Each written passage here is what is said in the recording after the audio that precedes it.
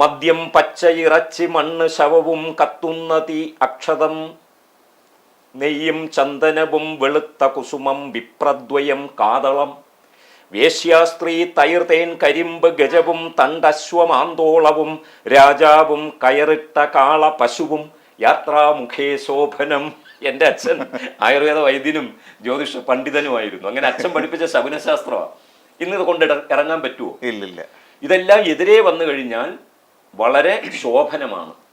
അതിൽ മദ്യമുണ്ട്, പച്ച ഇറച്ചിയുണ്ട്, മണ്ണുണ്ട്, ശവം. നമ്മളൊരു യാത്രയ്ക്ക് ഇറങ്ങുമ്പോൾ ഒരു ശവത്തെ എതിരെ നല്ലതെന്നാ പറയുന്നത്.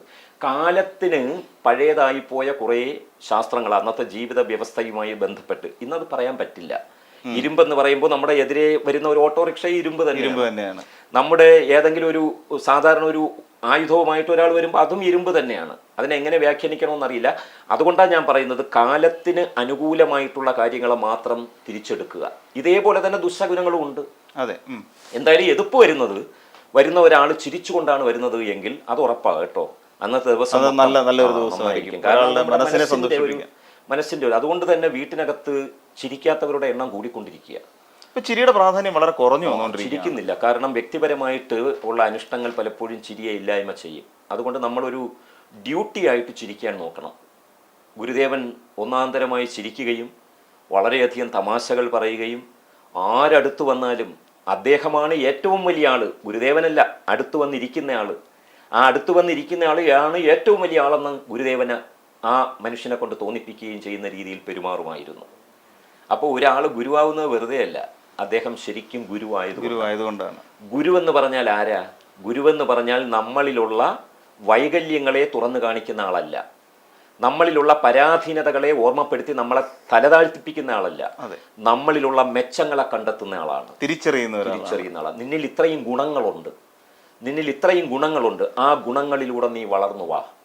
ഗുരുദേവൻ കൈപിടിച്ച് നടത്തിയ എത്രയോ പേർ ഉന്നത പദവികളിലെത്തി. എന്തുകൊണ്ടാ? ഒരുപാട് വൈകല്യങ്ങൾ അവരുടെ സ്വഭാവത്തിൽ കണ്ടിരിക്കും, പക്ഷേ അവരുടെ സ്വഭാവത്തിൽ കണ്ട ഏറ്റവും അനുകൂലമായ ഉഗ്രനായിട്ടുള്ള സ്വഭാവ സവിശേഷതയെ ഇങ്ങെടുത്തിട്ട് നേരെ വ്യവസായിയാക്കി വിട്ടു, ചിലരെ രാഷ്ട്രീയത്തിലേക്ക് വിട്ടു, ചിലരെ കവിതയിലേക്ക് വിട്ടു, കുമാരനാശാനെ പോലുള്ളവരെ. അങ്ങനെ ചിലരെയാണെങ്കിൽ സേവനത്തിലേക്ക് വിട്ടു, ചില സന്യാസത്തിലേക്ക് വിട്ടു. ഏറ്റവും ഒടുവിൽ മാത്രമേ സന്യാസത്തിലേക്ക്. കാരണം വീട്ടിൽ നിന്ന് രക്ഷപ്പെടാൻ വേണ്ടി 7 പിള്ളേരായ എനിക്കങ്ങനെ ഒരു ആളിനെ അറിയാം. 10 12 മക്കളെ ജനിപ്പിച്ചതിന് ശേഷം ചെലവിന് കൊടുക്കാൻ നിവർത്തിയില്ലാത്തതുകൊണ്ട് സന്യസിക്കാൻ പോകും. അങ്ങനെ ഒരു ഒളിച്ചോട്ടമുണ്ട്. ഇവരെ എല്ലാം കണ്ടുപിടിച്ചിട്ട് ഇതല്ല, സന്യാസം നിനക്ക് ചേർന്നതല്ല, ഗൃഹസ്ഥാശ്രമത്തിലേക്ക് വയ്ക്കോളൂ എന്ന് പറഞ്ഞു വിടും. അപ്പോൾ ഈ രീതിയിൽ ഒരാളിൻ്റെ വ്യക്തിപരമായിട്ടുള്ള സവിശേഷതകൾ മനസ്സിലാക്കി അവരെ അതാത് രംഗങ്ങളിൽ വളർത്തി വലിയ ആളാക്കി വിടുന്ന ഒരു ശക്തിവിശേഷത്തെയാണ് ഗുരുവിൻ്റെ സാന്നിധ്യം എന്നതുകൊണ്ട് ലോകം അംഗീകരിക്കുന്നത്. അത് കാലാകാലങ്ങളിൽ നമുക്കത് കാണാൻ സാധിക്കും. ഒരു പക്ഷേ ഇന്ന് സംഭവിക്കാത്തത് അത് തന്നെയല്ലേ സാർ? കാര്യം ഒരാളുടെ നന്മ നമ്മൾ തിരിച്ചറിയാനില്ല. അയാൾ ഒരു 1000 ശരികൾ ചെയ്യുമ്പോഴും ഒരു തെറ്റ് ചെയ്യുന്നിടത്താണ് നമ്മൾ അയാളെ വിലയിരുത്തുന്നത്. ഇന്ന് ഗുരുക്കന്മാരില്ലാതെ വരുന്നു. കാരണം ഗുരുക്കന്മാർക്ക് മുന്തിയ ശമ്പളം ലഭിക്കുന്നു. അത് വലിയ കുഴപ്പമോ? സാമ്പത്തികമായി മാത്രം സംഘടിക്കുവാൻ ഗുരുക്കന്മാരും പ്രേരിപ്പിക്കപ്പെടുന്നു. ഏറ്റവും വലിയ ഗുരുക്കന്മാർ എവിടെയെങ്കിലും ഇരിക്കുന്നത് കാണുന്നത് ആഗ്രഹിക്കുന്ന മഹാന്മാരുണ്ട്. എങ്ങനെയുള്ള ഗുരുവെന്നറിയുമോ? ഒരിക്കലും ആർഭാടത്തിൽ ജീവിക്കാത്ത വലിയ ഗുരുക്കന്മാരെ അന്വേഷിച്ച് നടക്കുന്ന ഒരുപാട് അന്വേഷികളുണ്ട്. ആലൈ സ്വാമി എന്നൊരു സ്വാമി ഉണ്ടായിരുന്നു. അദ്ദേഹത്തിന്റെ അനുചരന്മാരെല്ലാം വലിയ ധനിക പ്രൗഢിയിലേക്ക് ആ സ്വാമിയെ വിളിച്ചു വരുത്തിയെങ്കിലും അദ്ദേഹം കൊല്ലപ്പണി ആയിരുന്നു ചെയ്യുന്നത്. റബ്ബർ ടാപ്പ് ചെയ്യുന്ന കത്തി രാഗം, അതേപോലെ വെട്ടുകത്തിക്കും നമ്മുടെ പിച്ചാത്തിക്കുമൊക്കെ ഇങ്ങനെ രാഗി കൊടുക്കും, മൂർച്ച കൂട്ടി കൊടുക്കും. എൻ്റെ നാട്ടിലെല്ലാം വന്നിട്ടുണ്ട്. കുഞ്ഞുനാളിലെ എൻ്റെ അച്ഛൻ പറഞ്ഞ് എനിക്കറിയാം. അദ്ദേഹത്തെ ആലൈ സ്വാമി എന്നാണ് വിളിക്കുന്നത്.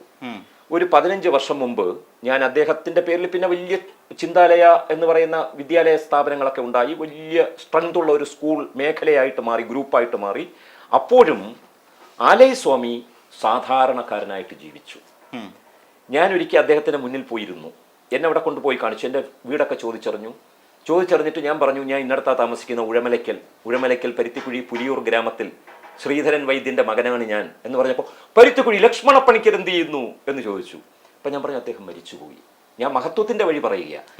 ഞാൻ എന്തുമാത്രം ദിവസം അവിടെ വന്നിരുന്ന കത്തിരാവാനും അതേപോലുള്ള പണിക്കും വേണ്ടി ഞാൻ വന്നിട്ടുണ്ട്. എൻ്റെ നല്ല കാലത്ത് ഞാൻ വന്നിട്ടുണ്ട് ജീവിക്കാൻ വേണ്ടി. ഒരു സ്വാമിയും ഇത് പറയുന്നത് ഞാൻ കേട്ടിട്ടില്ല. സത്യം. പൂർവാശ്രമത്തെ മറക്കുകയും ഞാനിതൊന്നും അറിഞ്ഞിട്ടില്ല, ഞാൻ ഇരുന്ന് ഞെരങ്ങിയ പാള മറക്കുന്നു, ഞാൻ കുടിച്ച പഴങ്കഞ്ഞി മറക്കുന്നു, ഞാൻ കുഴി കുത്തി അവിടെ വെച്ച കുമ്പിൾ മറക്കുന്നു, താൻ കുടിച്ച കണ്ണീര് മറക്കുന്നു, തന്നെ വളർത്തി ദാരിദ്ര്യത്തിൽ നിന്നും ഉയർത്തിയെടുത്ത അമ്മയെ മറക്കുന്നു. ഇങ്ങനെയുള്ള സന്യാസികളെ നമ്മൾ കണ്ട് അമ്പരക്കുമ്പോൾ ഈ ആലയസ്വാമിയുടെ പാദങ്ങളിൽ ഞാൻ തൊട്ടു തൊഴുതു. കാരണം അങ്ങാണ് ഏറ്റവും വലിയ ആധ്യാത്മിക നേതാ. കാരണം അങ്ങ് മറക്കുന്നില്ലല്ലോ. അങ്ങിപ്പോൾ വലിയ പദവിയിലിരിക്കുക, പക്ഷേ അങ്ങ് രാവി കൊടുത്ത കത്തി, അന്ന് വന്ന് കഞ്ഞി കുടിച്ച വീട്, അതെല്ലാം അങ്ങ് ഓർമ്മിക്കുന്നുണ്ട്. ഞാൻ സാന്ദർഭികമായി പറയുന്നു എന്നേ ഉള്ളൂ. ഈ വഴിയിലാണ് ഗുരുദേവൻ മനുഷ്യരെ നയിക്കാൻ ശ്രമിച്ചത്. കാരണം നാടും മൂടും മറക്കാതിരിക്കുക. നമ്മൾ നമ്മുടെ അച്ഛനും അമ്മയും നമ്മൾ കഴിച്ച ആഹാരവും ഉടുത്ത വസ്ത്രവും നമ്മുടെ അയൽക്കാരും, ഇതൊക്കെയാണ് നമ്മുടെ ശക്തി.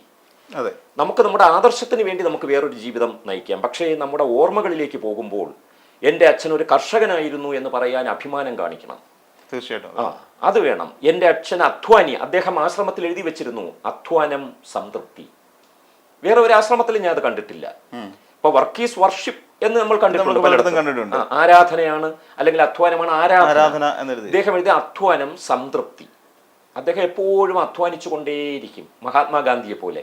മഹാത്മാഗാന്ധി അടുത്ത നമ്മുടെ ആ മാഗസിനിൽ ബ്രിട്ടീഷുകാർക്കുള്ള മറുപടി എഴുതുമ്പോഴും അദ്ദേഹം നൂൽ നൂത്തുകൊണ്ടേയിരിക്കും. അങ്ങനെ ഒരു ജോലി ചെയ്തുകൊണ്ടായിരിക്കും ഇദ്ദേഹം ചിന്തിച്ച് ഉടനെ ഇങ്ങനെ പറഞ്ഞു കൊടുത്തോ അല്ലെങ്കിൽ സ്വയമോ എഴുതുന്നത്, യങ് ഇന്ത്യയിലൊക്കെ എഴുതുന്നത്.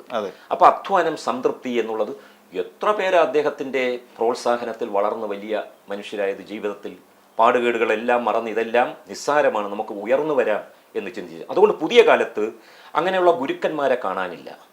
നമ്മളൊരു ഗുരുവിനോട് പോയി ചോദിച്ചു നോക്കട്ടെ, സ്വാതന്ത്ര്യം കിട്ടിയത് ഓഗസ്റ്റ് 14 അർദ്ധരാത്രി എന്ന് പറയുന്നു, അന്ന് ആദ്യത്തെ രാഷ്ട്രപതി ആരായിരുന്നു എന്നൊരു ഗുരുവിനോടൊന്ന് ചോദിച്ചു നോക്കട്ടെ. ആദ്യം ആ ഗുരു എന്ത് പറയുന്നു? നീ ഏതുവരെ പഠിച്ചു? ഞാൻ MA വരെ പഠിച്ചു. ഓഹോ, നിനക്ക് MA ഡിഗ്രി എന്ന യൂണിവേഴ്സിറ്റിയെ പറയണമല്ലോ. കേട്ടോ, ഒരുത്തൻ ആദ്യത്തെ രാഷ്ട്രപതി ആരെന്ന്. പിന്നെ ആ ഗുരുവിന്റെ അടുത്ത് നമ്മൾ പോകത്തില്ല, ഒരിക്കലും പോകത്തില്ല. അയ്യപ്പ പണിക്കർ സാർ അങ്ങനെ അല്ലായിരുന്നു. അയ്യപ്പ പണിക്കർ സാർ വലിയൊരു ഗുരുവായിരുന്നു, നമ്മുടെ മഹാകവി. അദ്ദേഹം പറയും, അത് രാജേന്ദ്ര പ്രസാദ് ആയിരുന്നു കേട്ടോ. ഇതേപോലത്തെ സംശയങ്ങൾ എനിക്കും ഉണ്ടായിട്ടുണ്ട്, ഇനി മറക്കണ്ട. അത് രാജേന്ദ്ര പ്രസാദ്, ബാബു രാജേന്ദ്ര പ്രസാദ് എന്നറിയപ്പെടുന്നു. വലിയ വക്കീലായിരുന്നു. അദ്ദേഹം പബ്ലിക് പൈപ്പിന്റെ ചോട്ടിലിരുന്ന് കുളിക്കുമായിരുന്നു. അത്രയ്ക്ക് ലാളിത്യത്തിൽ ജീവിച്ച ആളാണ്. ഇങ്ങനെ പറഞ്ഞു തരും. അതിൽ അറിവുള്ള ഒരാളിൽ നിന്ന് അല്ലെങ്കിൽ അത്തരത്തിലുള്ള ഗുരുക്കന്മാരിൽ നിന്ന് കിട്ടുന്ന ഇപ്പം ഒരു തരത്തിന് പിന്നാലെ വരുന്ന ഒരുപാട് അറിവുകളുണ്ട്. അതുകൊണ്ട് ഒരു മാല പോലെ വരും, മാലപ്പടക്കം പോലെ അവർ അറിവുകളുടെ ആനന്ദത്തിന്റെ ഈ പൂത്തിരികൾ കത്തിച്ചുകൊണ്ടേയിരിക്കും.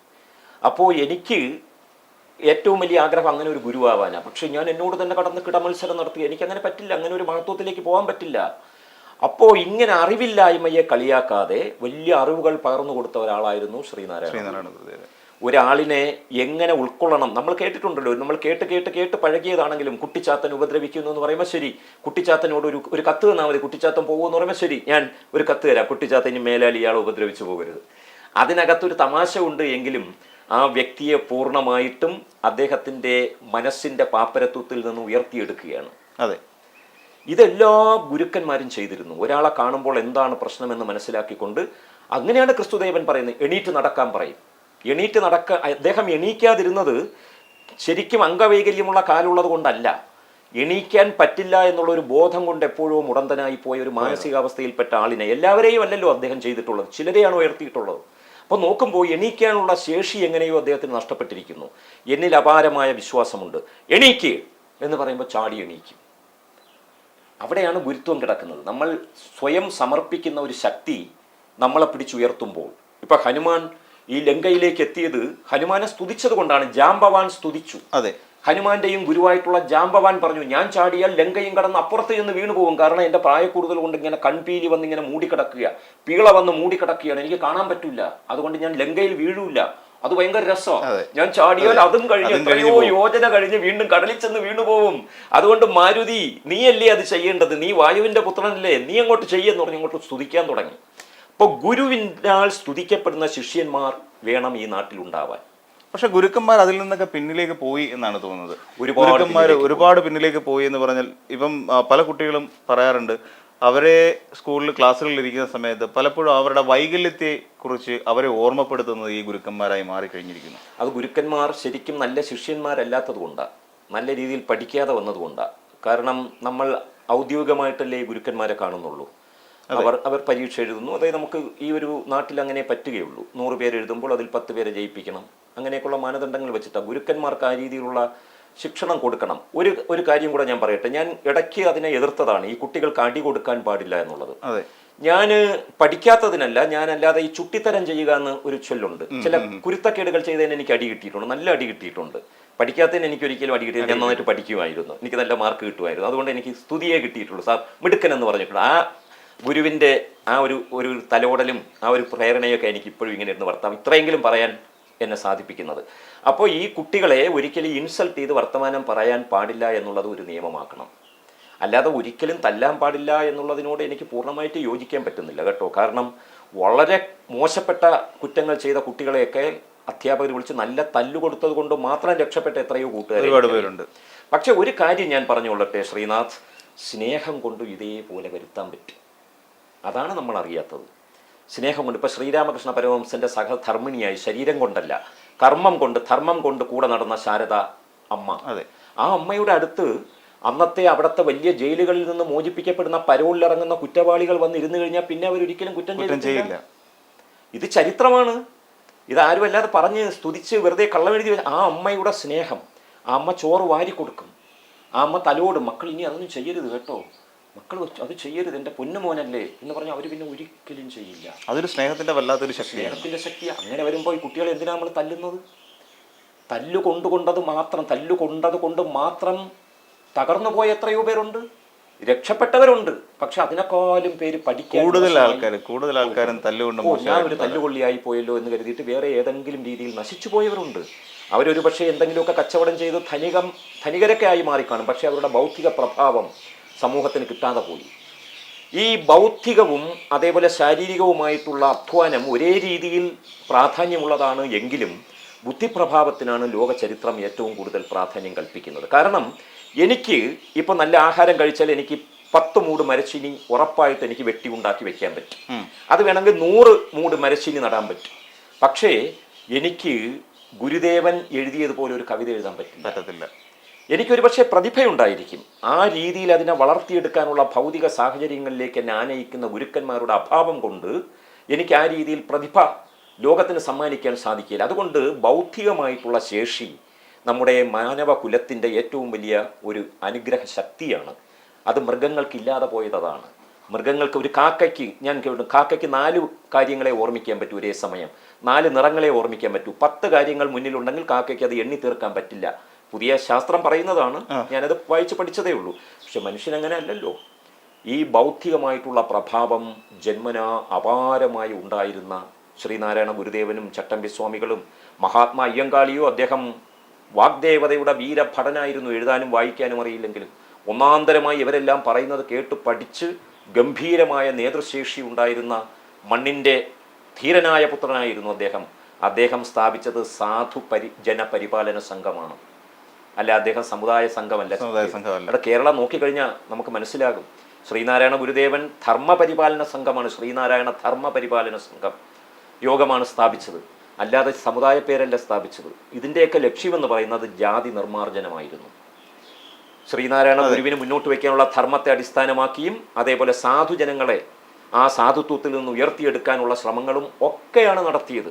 അത് വീണ്ടും നമ്മൾ ഈ ജനാധിപത്യത്തിൽ അധികാരം കൊയ്തെടുക്കാൻ വേണ്ടിയുള്ള വളഞ്ഞ മാർഗങ്ങളാക്കി ജാതിയെ വീണ്ടും നമ്മളിൽ അടിച്ചേൽപ്പിക്കുന്ന നേതൃനിരയോട് നീരസം പ്രകടിപ്പിച്ചുകൊണ്ട് ഇങ്ങനെയല്ല കേരളീയരെ ഇനി മുന്നോട്ട് നയിക്കേണ്ടത് എന്ന് പറയുന്ന ഇളം തലമുറയ്ക്ക് വേണ്ടിയാണ് ശ്രീനാരായണ ഗുരുദേവൻ്റെ അനുഗ്രഹ ഹസ്തങ്ങൾ സജ്ജമായിരിക്കുന്നത്. അതുകൊണ്ട് ഗുരുദേവൻ അനുഗ്രഹിക്കുന്നത് നമ്മുടെ ഇളം തലമുറയെ മാനവ സമുദായം മാത്രമായി കണ്ട് അവർ പറയുന്ന കാര്യങ്ങൾ സമൂഹത്തിൽ എങ്ങനെ പ്രതിഫലിക്കും എന്നത് മാത്രം ഉൾക്കൊണ്ട് ശാസ്ത്രബുദ്ധിയോടുകൂടി അവൻ പുരുഷനായിക്കൊള്ളട്ടെ സ്ത്രീ ആയിക്കൊള്ളട്ടെ ഇന്നത്തെയും നാളത്തെയും സമൂഹത്തിന് എങ്ങനെ പ്രയോജനപ്പെടും എന്നത് മാത്രം അടിസ്ഥാനമാക്കി വോട്ട് രേഖപ്പെടുത്തുന്ന ഒരു ഇളം തലമുറ ഉയർന്നു വരുന്നുണ്ട്.